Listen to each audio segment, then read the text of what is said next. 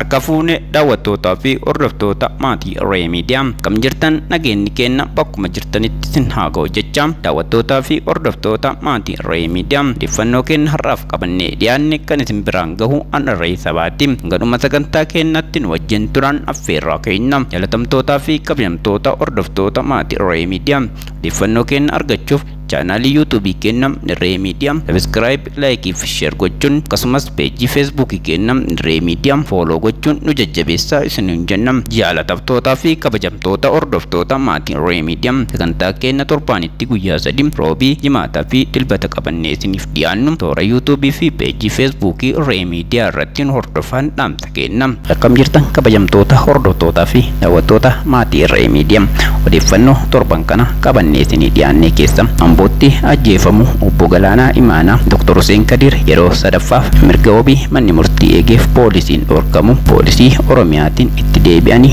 to'atamu qondaaltota ABO obbo Jawaar fa'a ammas beellama mana murtii irraa hafu naannoo Koonsootti walitti bu'iinsa uumamee ture jiraattonni 94 ol ta'an qe'ee isaaniirraa buqqa'u ajjeetti daa'imni xiqqoon harma haadhaa hootu hidhaatti dararamaa jiraachuu fi akkasumas oolmaa dhaddacha mana murtii federaalaa Lidataa Sadaasa 18 bara 2013 isin biraan geenna nu hordofaa.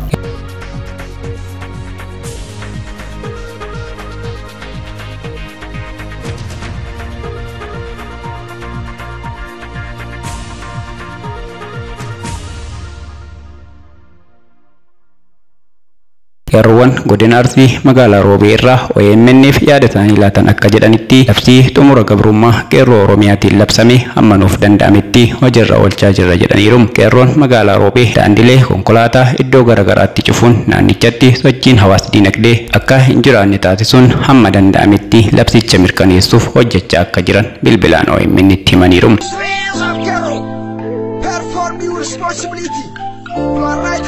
You can't change the current shoe. Nothing is falling you down.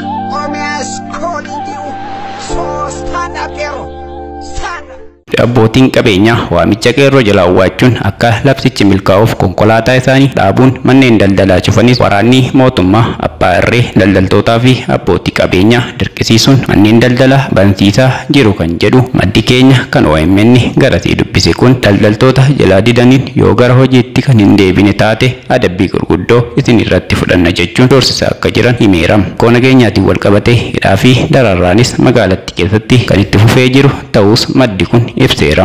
Godina Harargee Bahaa aanaa Gursummiitti labsiin xumura gabrummaa qeerroo Oromiyaatti yaamame cimee kan itti fufu ta'uu jiraattonni magaalaa yaada isaanii bilbilaan OMN'tti himaniiru. Labsii kana danquuf murni afaan qawweetiin biyya bulchaa jiru karaa miidiyaatiin osoo hin taane keessoodhaan dabballoota isaa facaasee hawaasa doorsisaa jiraachuu eereera. Doorsisa kana qeerroowwan qabsoo amma geggeeffamaa jiru keessatti adda durummaa qooda isaanii bahaa jiran irratti tarkaanfii fudhanna jechuun dhiibbaa nurratti godhamaa jira kan jedhan qeerroon Harargee Bahaa haa ta'uutii malee qabsoo jalqabne irraa of duubatti akka hin deebine firaa fi diinnis beekuu qaba jedhaniiru. Godina Arsii Lixaa aanaa Shaallaa magaalaa Ajjeetti daafii doorsifni poolisii Oromiyaatiin uummata nagaa irratti raawwatamaa jiru hammaatee itti fufee jira. Daa'imni harma hootullee osoo hin hafne mana hidhaatti ugguuramtee jirti jechuun jiraattonni dubbataniiru. Akka jiraataan naannawaa sanii tokko bilbilaan OMN'tti himetti labsiin xumura gabrummaa qeerroo labsame bu'uura godhachuun hawaasaa fi qeerroon magaalaa Ajjee guyyoota dura mana hidhaa aanichaa tokko cabsuun hidhamtoota siyaasaa kanneen lakkoofsaan 200 ol ta'an baasanii turan. Humnoota mootummaa abbaa irree namoota mana hidhaatii cabsanii bahan kanneen bakka isaan itti dhokatanii barbaadaa fidaa jechuun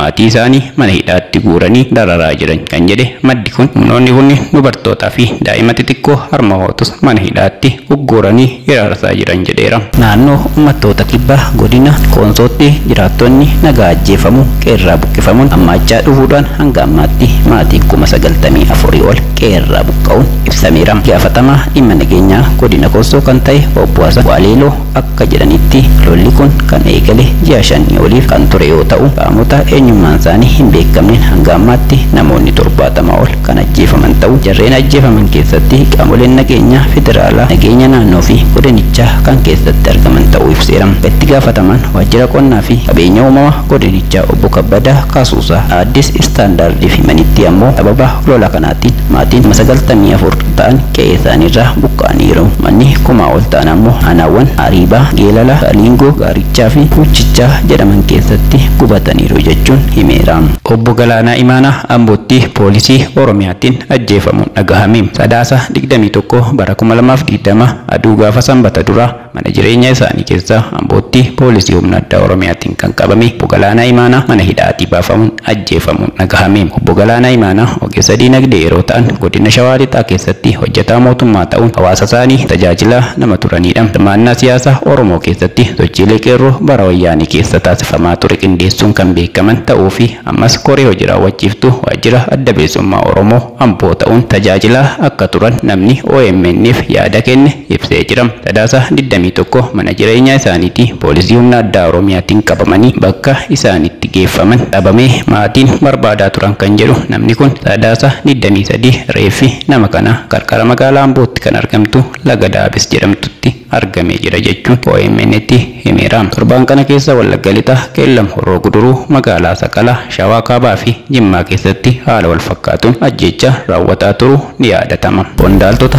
adda bilisummaa Oromoo kan ta'an obbo Lammii Beenyaa fi Daawud Abdataa poolisii Oromiyaatiin deebifamanii to'atamu qondaaltota Baa'oo obbo Battee Urgeessaa ibsaniiru. Qondaaltota dhaabichaa hedduun ajjeechaa artistii Haacaaluu booda kan hidhaman yoo ta'u yeroo garagaraatti manni murtii mirga wabii eeguufis poolisiin hiikuu diduudhaan mana hidhaa keessatti isaan tursiisaa akka jiru gabaasaa turuun keenya ni yaadatama. Qondaaltota kanneen keessaa torban tokko dura obbo Lammii Beenyaa fi Daawit Abdataa dhimma isaanii mana murtiitti deddeebuun akka hordofaniif manni murtii hayyamuun hiikamuun isaanii gabaafamee ture. Obbo Lammii fi Daawit marsaa hawaasa isaanii irratti hiikamuu fi dhimma waayilloottan isaanii mana murtiitti deddeebuun hordofaa jiraachuu ibsanii turan. Guyyaa darbes marsaa sadaffaa manni murtii sulultaa dhimma isaaniif qabu irratti argamuuf gara magaalaa sulultaa yeroo imalanitti poolisii humna addaa Oromiyaatiin butamuun dhabamsiifamuun kan ibsan maddi keenya bakka sana turan konkolaataa yaabsisuudhaan fudhatanii deeman jechuun dubbataniiru. Obbo Battee Urgeessaa akka ibsanitti qondaaltonni kunneen poolisiin butamuu isaanii malee eessatti akka geeffaman,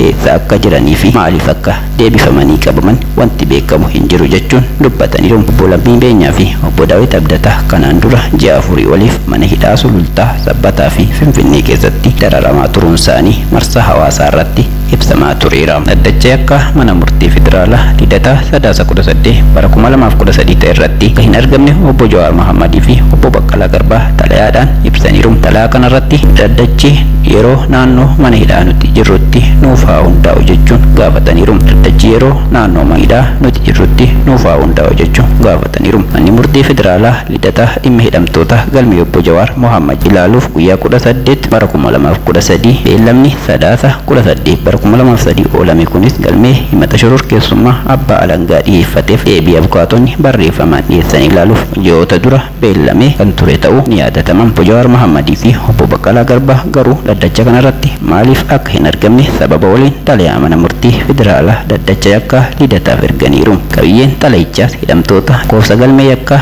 26/2015 jalatti argaman keessaa obbo Jawaar Siraaj Mohammadii fi obbo Baqqalaa Garbaa dhaddacha sadaasa 18 bara 2013 irraa hafuu isaanii kan beeksisuudha. Akka xalayichi ibsutti sababni dhaddacharraa hambisuu isaanii dhimmi nuti itti himatamne ifa ta'uu dhabuusaa siyaasa biyyattii keessatti qooda qabnuun ololaa fi maqballeessiif miidiyaaleen nurratti oofaa turaniin eenyu caalaayyuu balaadhaaf saaxilamoo ta'uu akka dandeenyutti waan amannuu fi dabalataanis bakka nuti itti hidhamnee jirruu fi mana murtii nuti itti himatamne gidduu daandii walirraa fagaachuusaa cinatti dhiphinni karaa Qaallittii fi Lidataa gidduu jiru carraa balaaf saaxilamuu keenya baay'ee ol kaasa jennee waan shakkineef kan jedhu yoo ta'u siyaasaa fi gaagaamni jeequmsa biyyattii keessatti ol ka'aa jiruun eegumsa isaaniif godhamu amanuun akka itti ulfaate ibsaniiru. Imala daandii dheeraa mana hidhaa Qaallittiitii hanga mana murtii federaalaa Lidataa gidduu jiru irratti balaan nutti sodaanneef yaaliin yookaan aggaamni xiqqoon illee yoo nurratti taasifame muddama siyaasaa biyyattiin yeroo ammaa keessa seentee jirtu irratti hidhamuudhaan biyya kana rakkoo hamaaf saaxila. Sodaa jedhu qabna jechuun sababa keenyaaf biyyattiin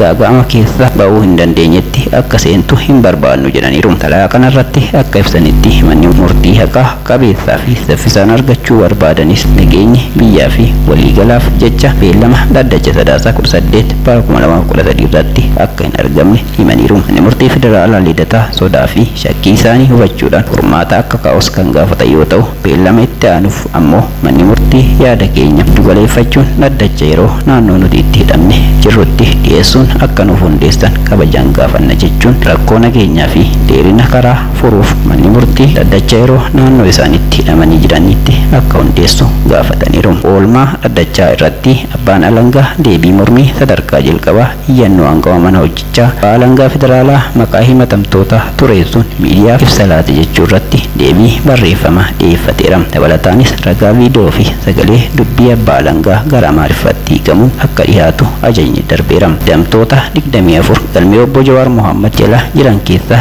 kanneen biyya alaa jiran Dajanee Guutamaa, Dr. Birhaana Masqal Abbabaa, Dr. Tsaggaayee Araarsaa bakka isaan hin jirretti dhimmi isaanii akka ilaalamuun danda'amu manni murtii ajajeera. Iyyannoo hidhamtoota siyaasaa kan dhaddachi yeroo akka itti hundaa'u gaafatan ilaaluudhaan murtii dabarsuuf manni murtii federaalaa lidataa muddee 8 bara 2013 sa'a 3 irratti beellama qabateera. Dr. Hussein Kadir ammallee mirga wabii eeggamuufillee poolisiin gadi dhiisuu akka hin dandeenye maatiin isaanii OMN itti himaniiru. Dr. Hussein Kadiriif Sadaasa 25 bara 2020 manni murtii laga Xaafoo laga Daadhii mirga wabii qarshii 10,000 eeguufiin akka hiikaman murteessus ligamaatiin kaffaltii raawwateen booda poolisiin hanga yoonaatti isaan kan hin hiikne ta'uu maatiin isaanii OMN itti himaniiru. Ji'oota 5 dura Dr. Hussein Kadir mana murtii Sabbataatti mirga wabii akka hiikaman murteessuufis poolisiin mana hidhaa Sabbataatti isaan baasuun Baalee Agaarfaatti ji'a 3 oliif isaan hidhee ture. Manni murtii aanaa Agaarfaas mirga wabiitiin akka hiikaman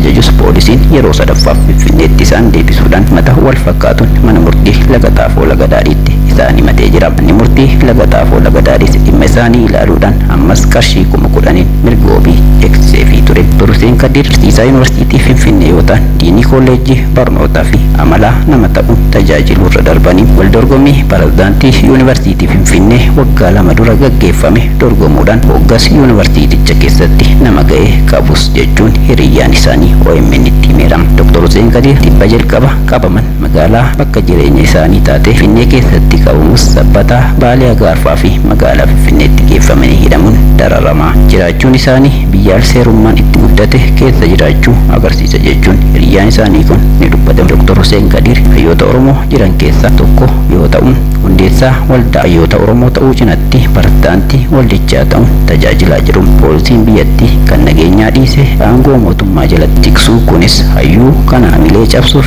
itti yaadamuudhaan gocha kana raawwachaa jiru jechuun OMN itti himeera. Mirga wabii Sadaasa 25 bara 2020 manni murtii laga Xaafoo laga Daadhii Dr. Hussein Kadiriif eeguufis poolisiin kuma kana dura ajaja mana murtii fudhachuu diduun Dr. Hussein Kadir hanga yoona mana hidhaa jiraachuu maatii isaanii OMN itti himeera. Obbo Jawaar fa'aa ammallee beellama mana murtii irraa hafuun dhagahame. Hidhamtoonni siyaasaa galmee obbo Jawaar Mohaammed jala jiran beellama mana murtii federaalaa lidataatti qaban irraa hafuu abukaatoon isaanii obbo Kadir Bulloo ibsaniiru. Obbo Jawaar Mohaammed dabalatee hidhamtoonni siyaasaa kan biroo dhimma ugguramu qabeenya isaanii ilaalchisuun mana murtii federaalaa dhaddacha kanaan dura taa'aa tureen marsaa lammaffaa beellama irratti dhihaatanii beellama yeroo sadaffaarraa sababa sodaa nageenya isaaniitiif jecha obbo Jawaar Mohaammed fi obbo Baqqalaa Garbaa dhaddacha irraa hafuu isaanii gabaafamee ture. Sadaasa 24 bara 2020 manni murtii federaalaa lidataatti galmee hidhamtoota kana ilaaluuf beellama qabatu. Hidhamtoonni siyaasaa kunniin dhaddacha kanarraa hafuu isaanii garee abukaatoo keessaa obbo Kadir Bulloo ibsaniiru. Akka obbo Kadir jedhanitti yeroo nageenyi biyya kana haala yaaddessaa fi hammaataa keessa jiru kanatti mana murtiitti dhiyaachuuf wabii nageenya amansiisaa hin qabnu. Kanaaf ofii keenyaa fi nageenya biyyaaf jecha dhaddacha kanarratti hin hirmaannu akka jedhan obbo Kadir ibseera.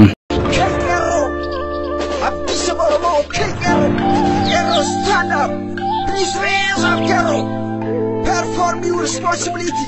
You are right hand of Oromo struggle. You can change the current shoe. Naftanya is falling you down. Oromia is calling you. So stand up, hero. Stand up.